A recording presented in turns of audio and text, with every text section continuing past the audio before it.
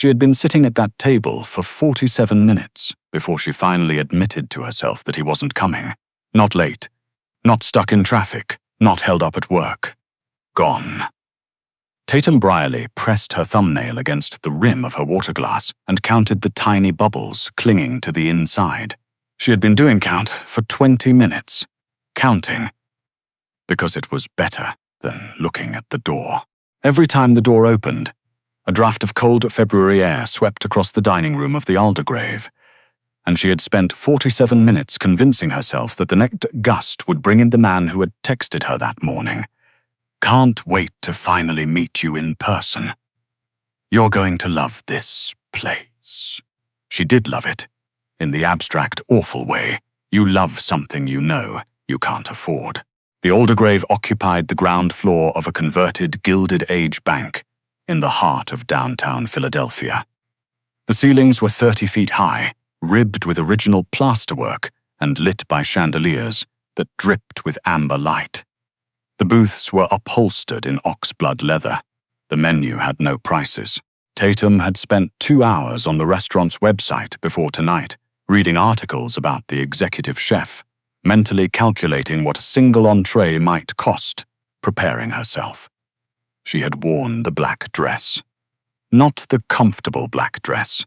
The other one, the one that zipped up the back and required her to breathe a certain way, and sit a certain way, and move with a kind of deliberate, compressed dignity.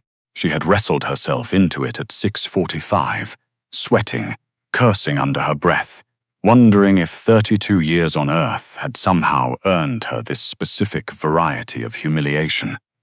The dress cost her more than she cared to think about.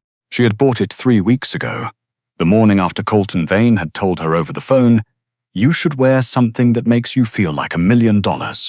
And she had stood in the dressing room of the boutique on Walnut Street, staring at the mirror, repeating that sentence to herself, until it became something she could almost believe. Colton Vane, 41. Financial consultant, 41. Georgetown MBA. Dog owner, a golden retriever named Copper. He had reached out to her on the app 11 weeks ago with a message so specific and thoughtful that she had read it 3 times before responding. He remembered details she had mentioned in passing. He asked real questions. He sent good morning texts that didn't feel like a script. He had said, "I've been going on these apps for 2 years, and I've never once talked to someone who made me feel like I'd already met them." She had screenshot that message and sent it to her sister. Her sister had warned her, "Be careful with these guys, Tate. The ones who say all the right things." Tatum had said, "He's different." Because she always said that. The waiter, a young man with a kind face and the careful posture of someone trained never to let discomfort show, came by for the 4th time. His name was Freddie, she knew, because she had read his name badge when he seated her and held on to it, like a small piece of human evidence, that she wasn't entirely invisible. "Can I bring you anything else while you wait?" Freddie asked. The way he said, "while you wait," was practiced. It didn't condescend. He had probably said it 100 times to 100 people, and he said it now without an ounce of pity, which was the kindest thing anyone had done for Tatum all evening. She heard her own voice, and was surprised by how steady it was. For the sparkling water, and the bread, whatever that comes to. Of course, no rush at all. He walked away and she reached for her phone. No new messages. She had 4 texts from her sister. She didn't open them. She typed Colton Vane's name into her contacts and pressed block, and it happened so quickly, so cleanly, that she was briefly disoriented, as though she had expected more resistance, as though blocking a man should feel like something. Then she just sat there. She wasn't going to cry. She had made a deal with herself in the cab on the way here.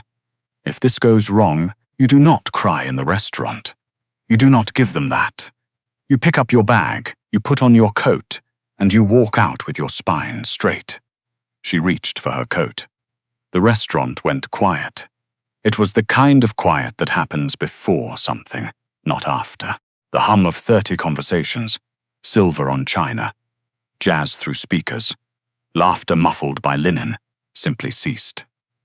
Tatum looked up. 3 men had come through the front entrance.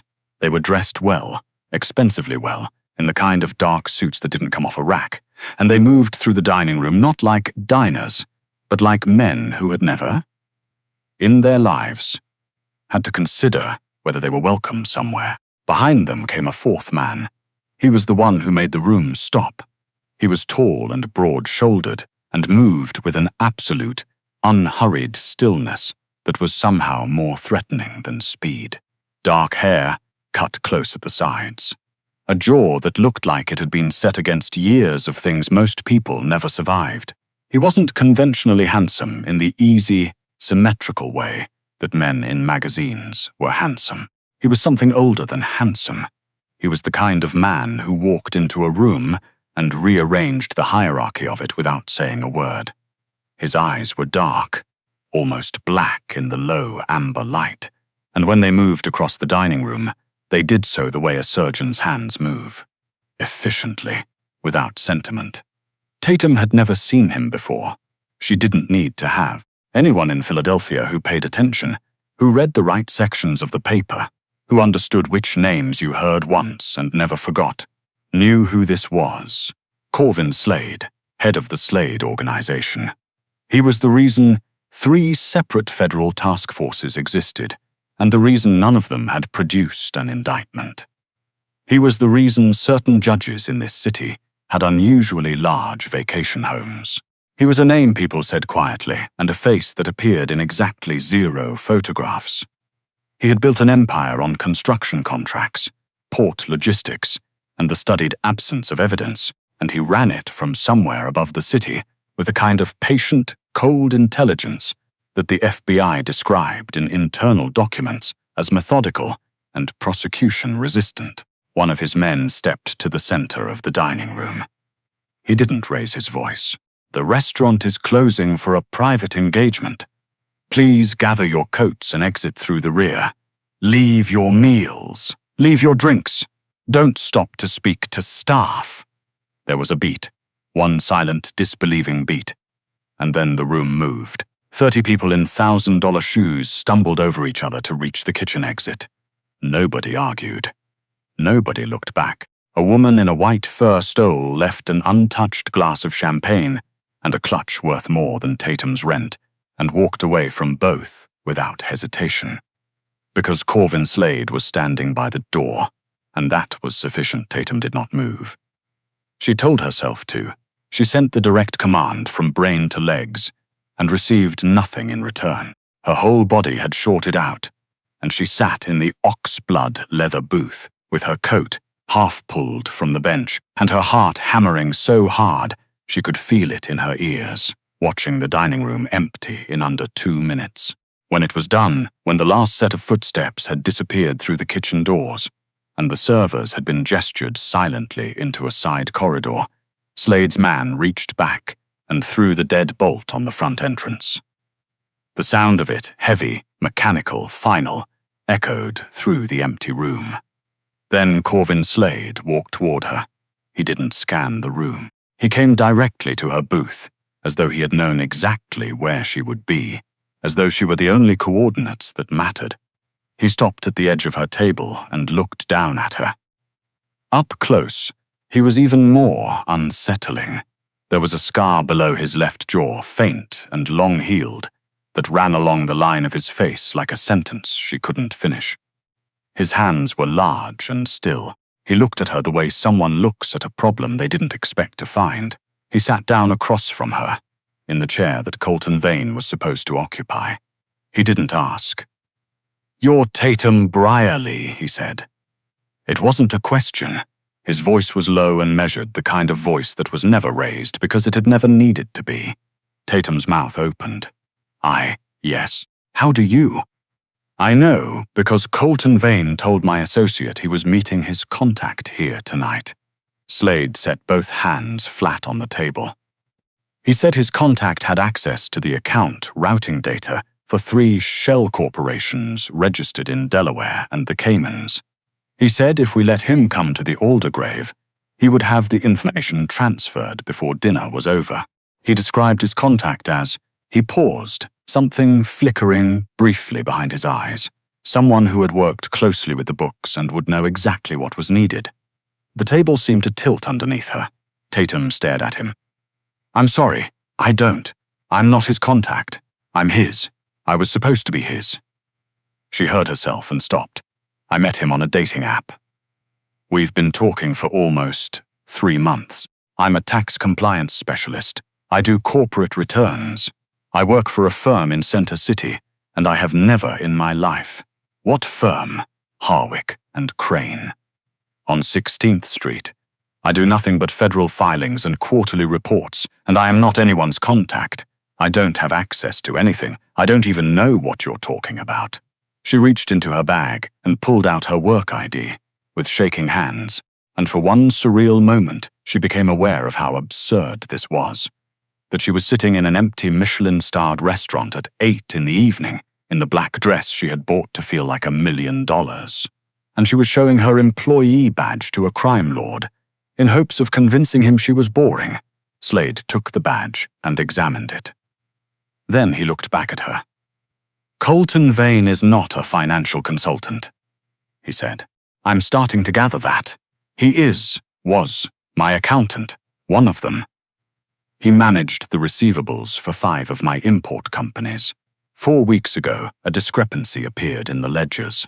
$1.8 million moved through a series of accounts, all traceable to him. When my people confronted him 2 days ago, he told them he needed 48 hours to make it right. He asked to meet his associate here tonight. He gave us the table number." Something in Tatum's chest caved in. She understood it then. All at once, the way you understand certain terrible things, not gradually but completely, like a window breaking. Colton had not been falling for her. He had been building her. 11 weeks of careful, curated attention. A table at the Aldergrave reserved under his name. Detailed directions about what she should wear, how she should arrive, what time to be seated. He had dressed her up and placed her in the booth, and told her to wait, knowing that men who worked for Corvin Slade would arrive and find a woman sitting alone with her phone who looked, at least from a distance, like exactly what he had promised them. He had used her as scenery.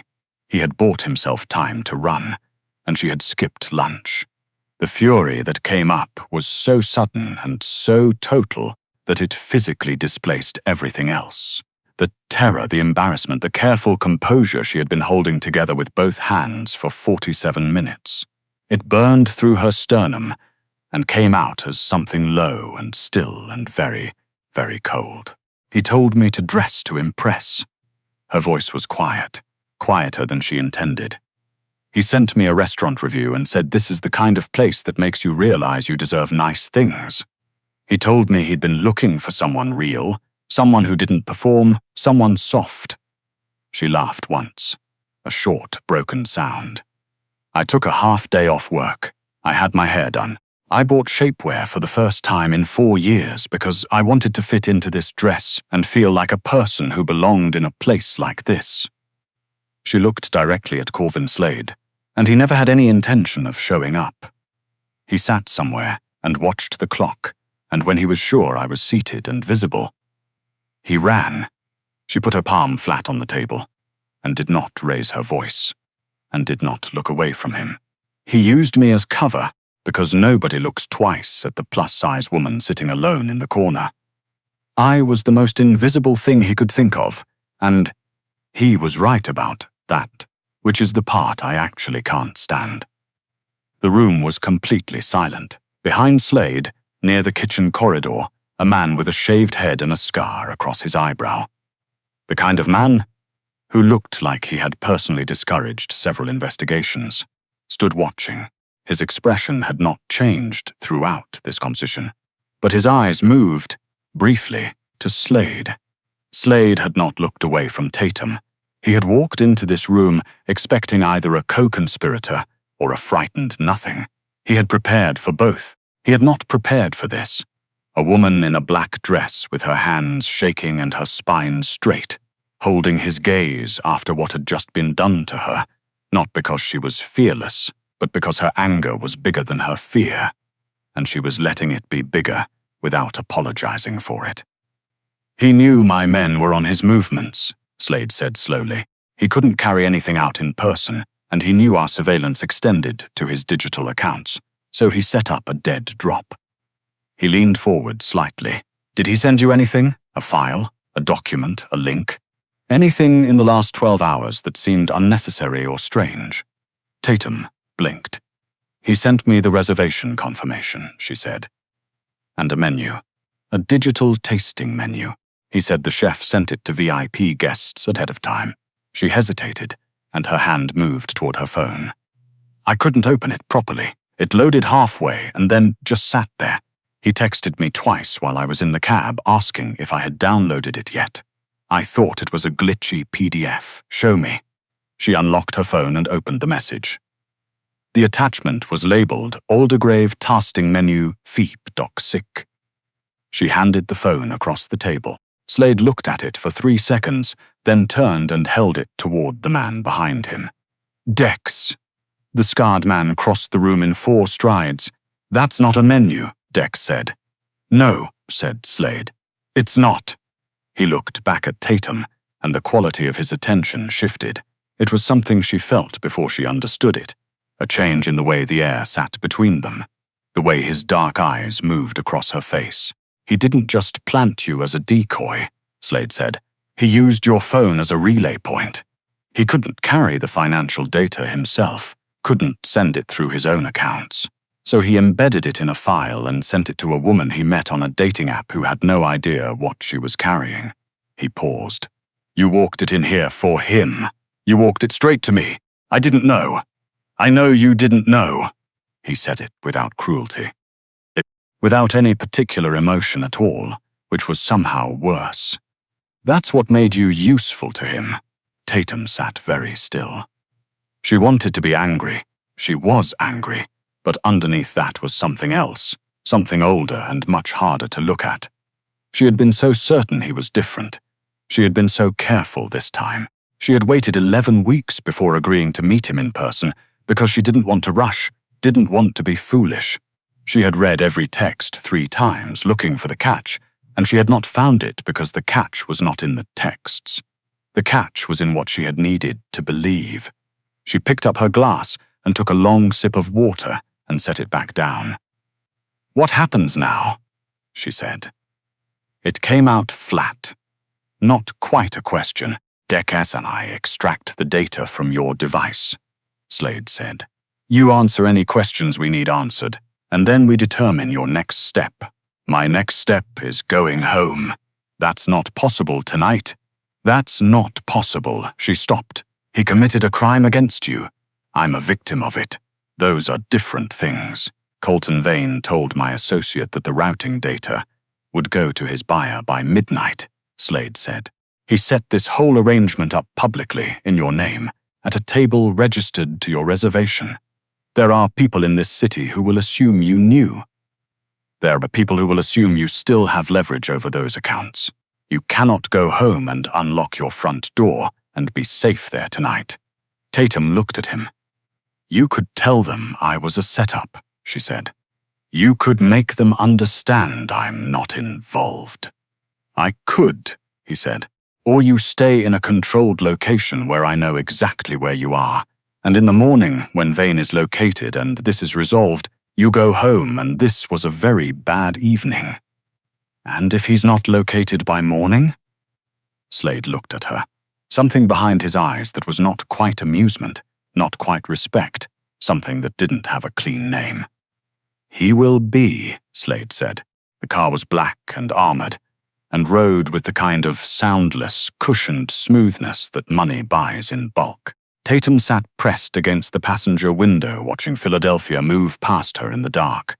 Lit storefronts, the silhouette of City Hall, rain-slicked streets, reflecting amber and white, while Corvin Slade sat on the other side of the back seat with his phone in his hand, speaking in low, even sentences to someone on the other end. She had her coat on now. She had her bag in her lap. She was holding it with both hands. Dex sat in the front passenger seat and said nothing. The building they arrived at was unmarked. Underground garage, private elevator, a lobby with no reception desk. The penthouse doors opened onto a space that was more architecture than apartment. Exposed concrete, floor-to-ceiling glass along the entire eastern wall, a view of the Delaware River below. And the lights were sparse and precise. The furniture was sparse and precise. No clutter anywhere. The kind of space that told you a person lived there, but wasn't sure they were supposed to. "Sit," Slade said, and she did, in a low charcoal sofa that was more comfortable than anything she owned. Dex disappeared through a door at the far end of the room. Slade stood at a low cabinet and produced a glass, then a second one, then a bottle of something amber and old-looking. He brought both glasses over, held one out. "I won't bite you," he said. Tatum took the glass. Durban was extraordinary, but she did. "Your technicians," she said. "How long to get the data?" 20 minutes, 30. It depends how many encryption layers Vane used, and if it's clean, if the information is fully recovered. Slade sat across from her. He had the quality, she noticed, of a person who was never uncomfortable in silence. He seemed to generate stillness rather than fill it. He looked at her without looking through her, which was unusual. Most people, when they looked at Tatum, were looking at the shape of her, calculating, dismissing, adjusting their estimate of her. Slade looked at her like he was reading something. "Then Vane has no leverage and no product," he said. "His buyer folds. We find him? And me? You go home." She looked down at her glass. "He called me real," she said quietly. "In one of his texts, he said he'd been looking for someone real, who didn't perform, and I thought," she stopped. "I thought that meant he saw something in me, that he meant it as a compliment. But what he meant was that I was easy to read, that I would believe him, that I was exactly the kind of woman who would show up, on time, in the right dress, at the right table, and wait." Slade said nothing for a moment. "He was wrong about one thing," he said. "What's that?" "He thought you were forgettable." His voice was even, neutral, but she felt it land somewhere specific. "He thought you were wallpaper. You are the least forgettable person in any room you've been in tonight." Tatum looked up.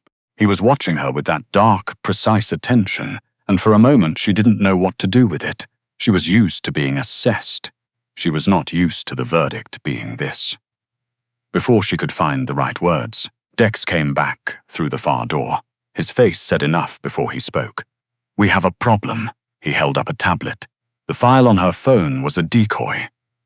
Slade went very still. The encryption was designed to look real from the outside, but the data inside is corrupted.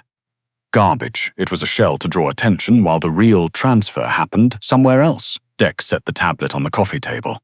Vane sent the real routing data to his buyer an hour ago. The accounts are already moving. Slade stood. The temperature in the room seemed to drop, and not from the climate control. He did not raise his voice. He didn't throw anything.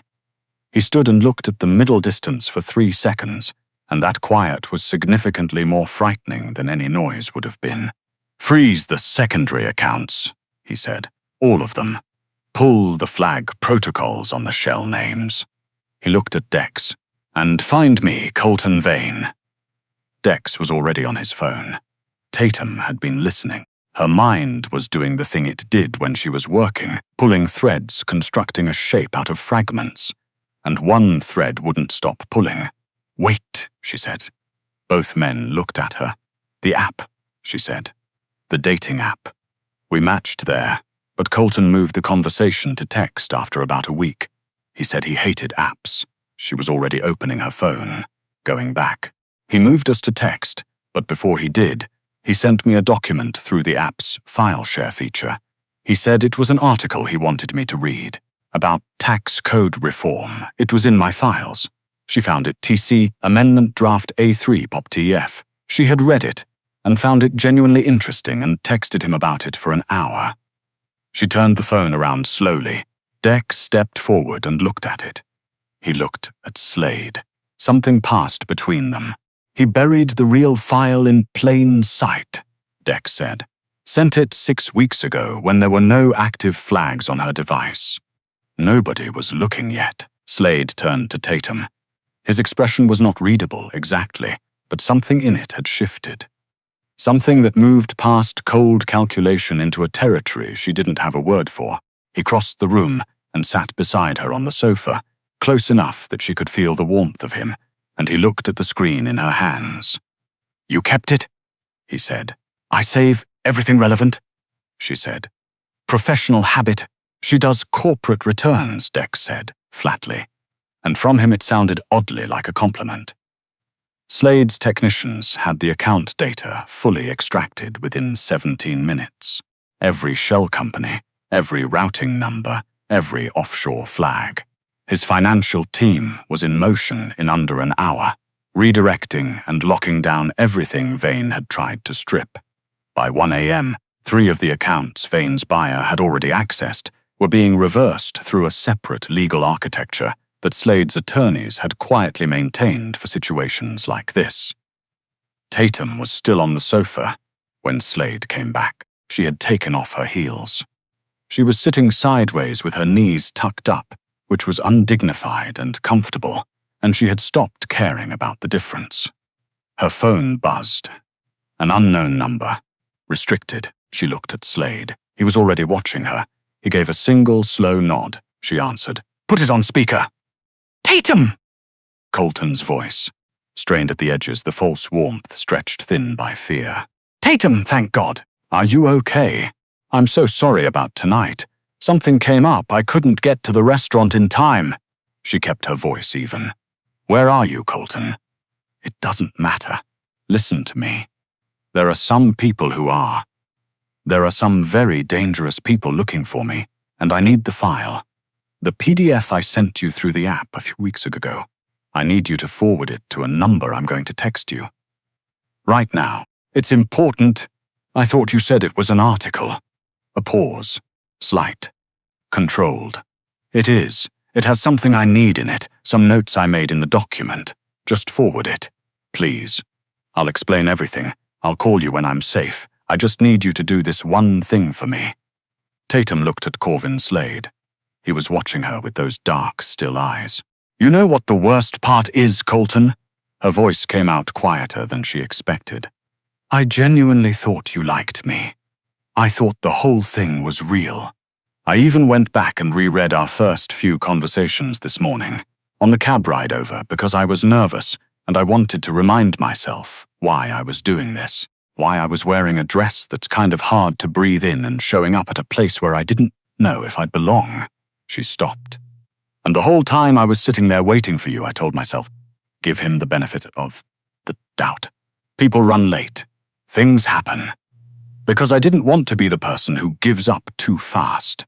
Silence on the line. "Forward me the file," Colton said. His voice had changed. The warmth was gone. What was underneath it was not something he had shown her in 11 weeks of careful cultivation. "I don't have time for this. You have no idea what these people are capable of, and if you think you're safe right now, you are extremely naive. Stop playing at being brave and send me the file. And if I don't, then whatever happens next is on you." His voice dropped into something ugly. "You were a placeholder, Tatum. You understand that? I needed a face at a table. You were convenient and available and just insecure enough not to ask the right questions, so do what you're good at and do what you're told." Tatum did not look at the phone. She looked at Corvin Slade. He reached over and ended the call. His face was entirely still, that terrible stillness, and he held her gaze for a moment, and then he said, "Tell me where he said he is." "He's scared," she said. "He's running. He'll try to get out through the port. He'll know your people are at the airports. Colton would go overland to the port." He mentioned Pier 17 once, in passing, a place he'd been as a kid. The kind of detail people reach for when they panic. Slade looked at her for a long moment. "How do you know that?" "I told you," she said. "I save everything relevant." The port smelled of salt and diesel and cold, wet February concrete. Fog came off the Delaware in slow rolls, muffling the lights of the cranes and containers into something soft and shapeless.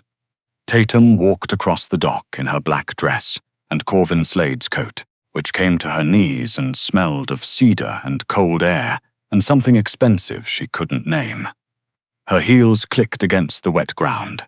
Behind her, Slade and Dex and 4 other men materialized from the fog like they had always been there. Colton stepped out from between 2 containers. He looked terrible. The composed, carefully groomed man from his profile photos had been replaced by someone wrinkled and damp and badly frightened, holding a pistol in a hand that was not entirely steady. He looked at her, and then he looked past her, and his face went the color of the fog. Slade hauled. His voice carried perfectly in the still air. He walked forward until he stood beside Tatum, and he put his hand against the small of her back, a single quiet point of contact that said everything that needed saying. Colton's eyes dropped to that hand. He stared at it. You're with him? Tatum said nothing. She's not with me, Slade said. I'm with her. There's a difference. He looked at Colton the way you look at arithmetic. You stole from my organization. You lied to my associates, and when that wasn't enough, you used a civilian as your instrument and then insulted her when she stopped being useful. I'm going to ask her what she wants to do about you. Colton's mouth opened. This is insane. She's nobody. She's a tax accountant. What does she? Tatum, Slade said. Only her name? Quietly. She had thought about what she would feel at this moment. She had thought she would feel righteous, or triumphant, or even sad. She felt none of those things. She just felt clear. Clear in a way she hadn't felt in a very long time, possibly ever. He needs to understand something first, she said. Colton flinched, though she hadn't raised her voice. You built 11 weeks of a person that didn't exist and asked me to fall for it. And I did, because I have spent most of my adult life hoping that the next person who looked at me would see something worth staying for. You knew that. You read me accurately and you used it. And I want you to know that I know that, and that it's not going to work on me again. Not from you. Not from anyone. She looked at Slade. The police. He raised an eyebrow. Your people have the account data back, she said. And I have 12 weeks of documented communication on my phone, including the file he used me to carry without my knowledge. I'll file a statement. Your attorneys can manage the rest.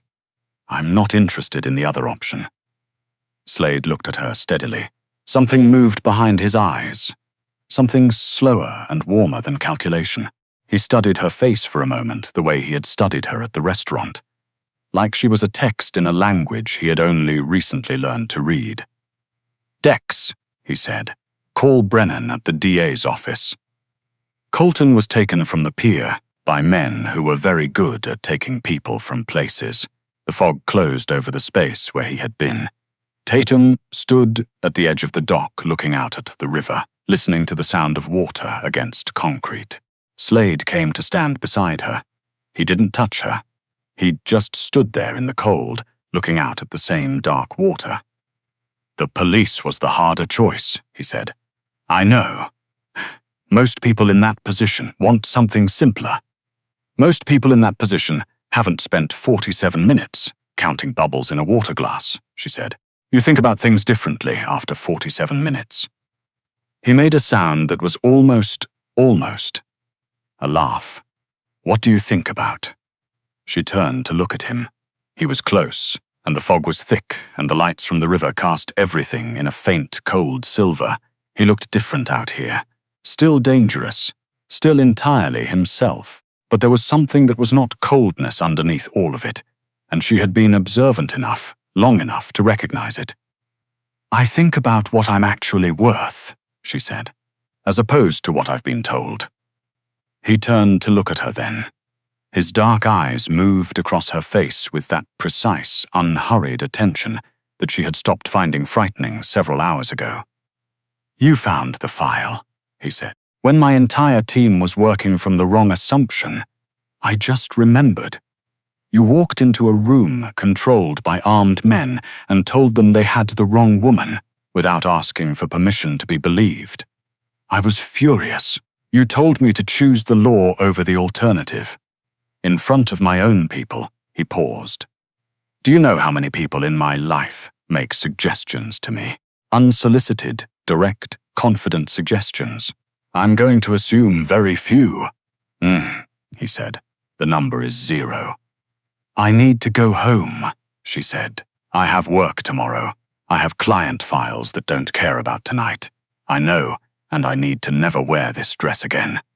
The dress, he said, is not the problem. She looked at him. He was watching her with that dark, still, completely unguarded attention, which was somehow the most frightening thing he had done all night, because she was beginning to understand what it meant from him. Tomorrow, he said, I would like to take you to dinner, an actual dinner, where you sit across from someone who showed up. The wind came off the river, and she pulled his coat tighter around herself. Not the Aldergrave, she said. Definitely not the Aldergrave. She considered. 47 minutes of bubbles in a water glass. 11 weeks of careful lies. Shapewear and a half-day of vacation time, and a dress that required structural commitment. And underneath all of that, herself, intact, standing at the edge of a river in a gangster's coat, having just single-handedly saved the financial ledgers of a crime organization and put her would-be fraudster in front of the district attorney. Okay, she said. Corvin Slade's expression shifted, barely, a fraction, into something that wasn't quite a smile, but occupied the same territory. He held out his hand. She took it.